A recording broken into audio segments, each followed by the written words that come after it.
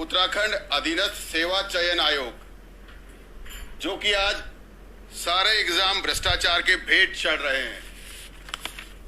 2016-17 में वीडियो का एग्जाम रद्द हुआ, जो कि अधीनस्थ सेवा चयन आयोग के द्वारा कराया गया। फॉरेस्ट गार्ड भर्ती, जिसमें खुला आपको सोशल मीडिया के माध्यम से देखने को भी मिला कि खुली इसमें धांधली हुई और 57 लोगों पर कार्रवाई करी। उसके बाद सहायक लेखाकार का एग्जाम हुआ, उसको रद्द किया गया। वन दरोगा का एग्जाम हुआ, वो कोर्ट में लंबित है। यूपीसीएल का अभी एग्जाम हुआ, उसको रद्द करना पड़ा। वीपीडीओ का एग्जाम हुआ, उसमें सारे लोग कोर्ट गए हुए हैं। मैं आपसे ये कहना चाहता हूं कि इस उत्तराखंड के युवाओं को आपके संरक्षण की आवश्यकता है। उत्तराखंड अधीनस्थ सेवा चयन आयोग एक एग्जाम कंडक्ट कराता है, जिसमें 80,000 अभ्यर्थी भाग लेते हैं और उस एग्जाम को 18 पालियों में कराया जाता है।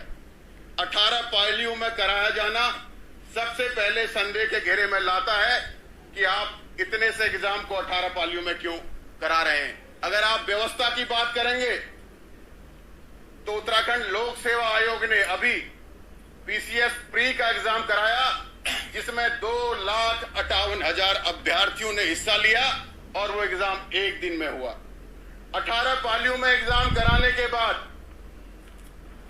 इन्होंने 1800 क्वेश्चंस में से रिजल्ट आने के बाद 332 सवाल डिलीट कर दिए, जिससे कई अभ्यर्थियों का भविष्य जो है खराब हो गया। मैं आपसे कहना चाहता हूं, इस आयोग ने सिर्फ इतना ही नहीं किया, आपकी सरकार को भी चैलेंज कर दिया। आपकी वेबसाइट में चल रहे, जो उत्तराखंड सरकार की वेबसाइट में जो चल रहा है, सवाल था उड़ान 1 योजना के तहत देहरादून पंतनगर के बीच हवाई सेवा संचालित करने की जिम्मेदारी किस कंपनी की थी। और सवाल में 4 ऑप्शन थे: Pawan Hans, heritage aviation, taken aviation. उपयुक्त में से कोई नहीं। हमारी वेबसाइट बताती है, ये आपकी वेबसाइट बताती है कि इसका जवाब है टेकन एविएशन। इसके अलावा और भी प्रूफ इसके पीछे लगे हुए हैं, लेकिन आयोग कहता है उपयुक्त में से कोई नहीं। जो सही सवाल करके आया है उस बच्चे को पीछे करने का काम किया है। अध्यक्ष जी, आपके संरक्षण की जरूरत है इस उत्तराखंड के युवाओं को। एक सवाल आता है, 1927 में कांग्रेस ने यह फैसला लिया, क्या साइमन कमीशन का बहिष्कार किया जाए। तब उस सत्र के अध्यक्ष कौन थे?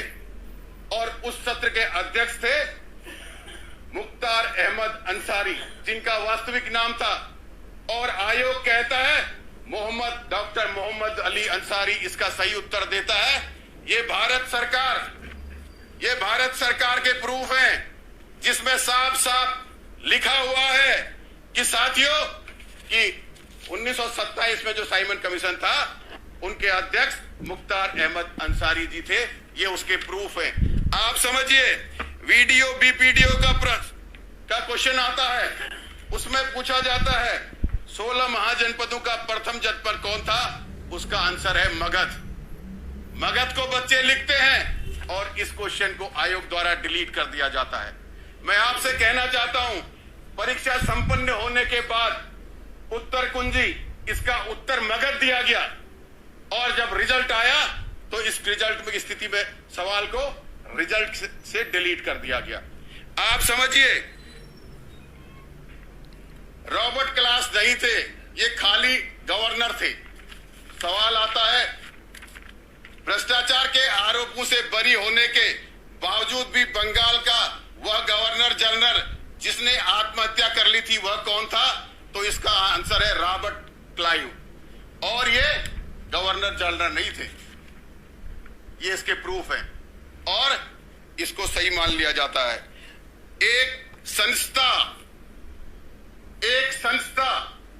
जो मध्य प्रदेश में व्यापम के नाम पर बैन हुई, लखनऊ गोमती नगर थाने पे जिस पे मुकदमा चल रहा है, उसके द्वारा मध्य प्रदेश में 2 एग्जाम कराए गए, दोनों निरस्त हुए। उस संस्था को हमारे इस उत्तराखंड के गौरवशाली इस चयन आयोग ने यहां नामित कर रखा है। ये उसके टर्मिनेशन के मध्य प्रदेश के कागज हैं। इसके पीछे गोमती नगर में जो उस पे मुकदमा हुआ है उसके कागज हैं, और इसके पीछे उस संस्था का पूरा विस्तार से वर्णन है। लेकिन बड़े दुर्भाग्य की बात है, देवभूमि, हमारी देवभूमि में ये अधीनस्थ सेवा चयन आयोग उस संस्था को यहां परीक्षा कराने के लिए बार बार ला रहा है। और आरटीआई में अगर मांग रहे हैं तो कहते हैं कि भैया ये गुप्त है, इसकी सूचना हम नहीं दे सकते। मैं आपसे कहना चाहता हूं, इस प्रदेश को आपके संरक्षण की जरूरत है, युवाओं को आपके संरक्षण की जरूरत है। बीडीओ, बीपीडीओ, इसका एग्जाम होता है। एग्जाम से 12 घंटे पहले व्हाट्सएप के माध्यम से सारे उत्तर निकाल दिए जाते हैं और ये सब जगह फैलते हैं। आप देखिए, ये इसके रिकॉर्ड हैं, और शिकायत करने पर कोई कार्रवाई नहीं होती है। मैं आपसे कहना चाहता हूं अध्यक्ष जी, नॉर्मलाइजेशन, इस परीक्षा को सबसे ज्यादा प्रभावित करने के लिए नॉर्मलाइजेशन एक योजना ये लोग लाए हुए हैं। एक 3 पालियों में एग्जाम कराया जाता है बीडीओ बीपीडीओ का। उन 3 पालियों में सवाल अलग है, जवाब अलग है।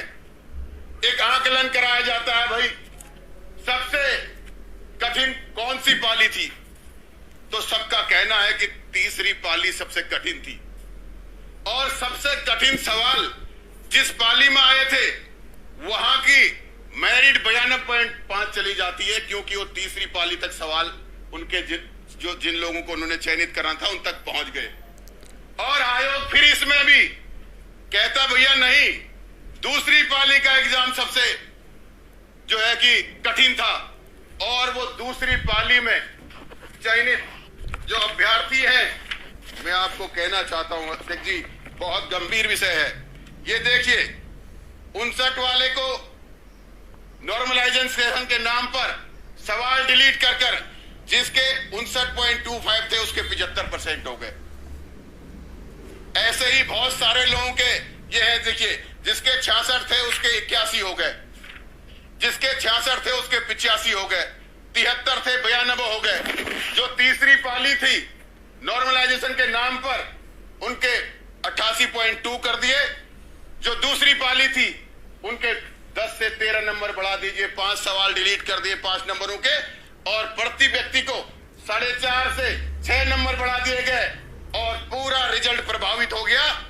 जो दूसरी पाली में एग्जाम देने वाले थे, पूरी परीक्षा में 3 पालियों की पूरी परीक्षा का लगभग 50% दूसरी पाली से लोगों का सिलेक्शन हो गया।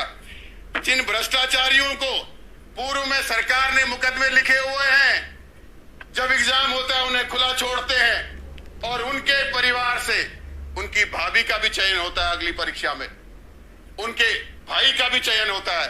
और तो छोड़िए, हद हो गई कि उनके यहाँ काम करने वाली लड़की का भी चयन होता है कि परिवार से है। ये सबूत है अध्यक्ष जी, मैं आपसे कहना चाहता हूं।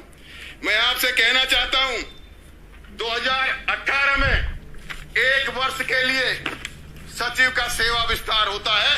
आज 2022, आप ये समझिए, मैं आपसे कहना चाहता हूं, आज उत्तराखंड का युवा आपकी तरफ देख रहा है।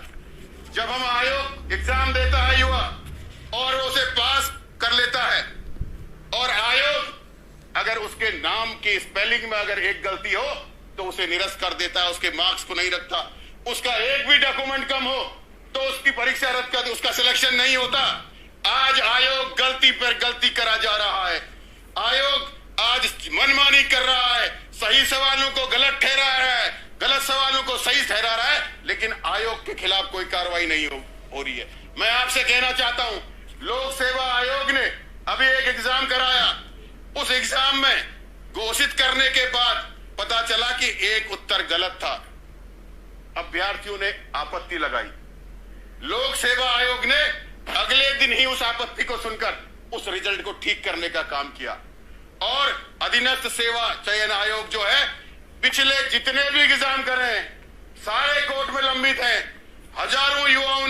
2500 से ज्यादा युवाओं ने याचिका लगाई, लेकिन उन्होंने कभी रिजल्ट के बारे में कुछ परिवर्तन करने की कोशिश नहीं करी।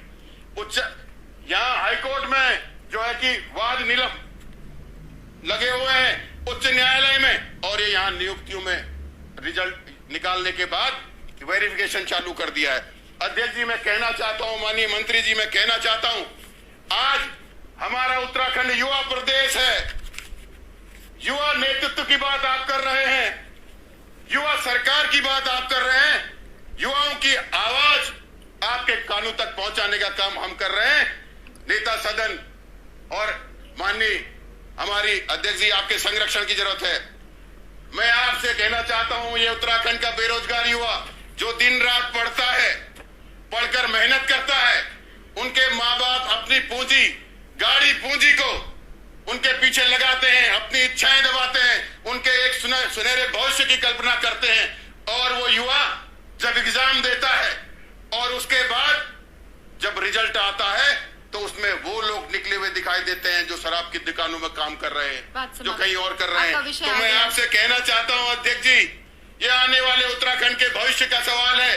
अगर ऐसे नियुक्तियां गलत होंगी तो आने वाले उन पदों पर जो बैठेंगे वो उत्तराखंड को किस ओर ले जाएंगे। और सोचिए, जिन युवाओं का अधिकार मर रहा है, जो बुद्धिजीवी युवा है, जो जीत सकते हैं, उन युवाओं के भविष्य को सुरक्षित करने की जिम्मेदारी अब आपकी है। मैं आपके माध्यम से मंत्री जी के सामने कहता हूं कि ये इतना बड़ा मुद्दा है कि इसकी जांच सीबीआई से नीचे नहीं होनी चाहिए, क्योंकि वरना उत्तराखंड में भी व्यापन जैसा असर होगा और आने वाले समय में बहुत लोग यहाँ परेशान होंगे।